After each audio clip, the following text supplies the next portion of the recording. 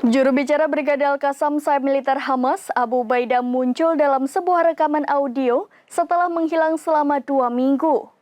Abu Ubaidah mengatakan bahwa Brigade Al-Qassam telah berhasil menghancurkan 180 kendaraan militer Israel sejak berakhirnya gencatan senjata 10 hari yang lalu.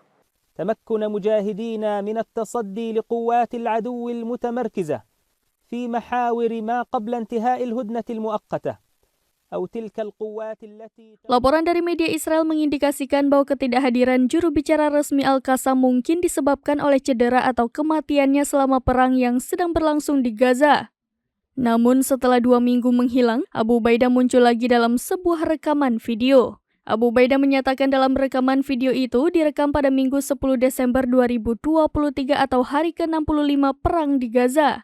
Ia mengatakan pejuang Al-Qassam menyerang kendaraan Israel dengan peluru anti-lapis baja Al-Yasin 105, peluru tandum, bom Shawaz, dan perangkat aksi gerilya. Ia pun menyinggung soal narasi-narasi yang dikeluarkan Israel yang menyebutkan adanya penangkapan dan menyerahnya anggota Hamas hanyalah sebuah bualan kaum penjajah Israel. Abu Ubaidah juga menegaskan baik musuh Zionis maupun pendukungnya tidak dapat menyelamatkan sandera hidup-hidup tanpa pertukaran, negosiasi, dan menyetujui syarat-syarat dari pihak Hamas.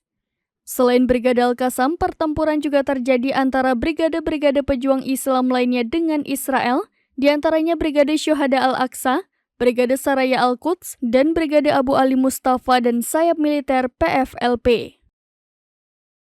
Demikian informasi terkini Syedaralun. Saksikan terus berita lainnya di kanal YouTube Serambi News, website dan Facebook serambinews.com. Download Tribun X sekarang, menghadirkan lokal menjadi Indonesia.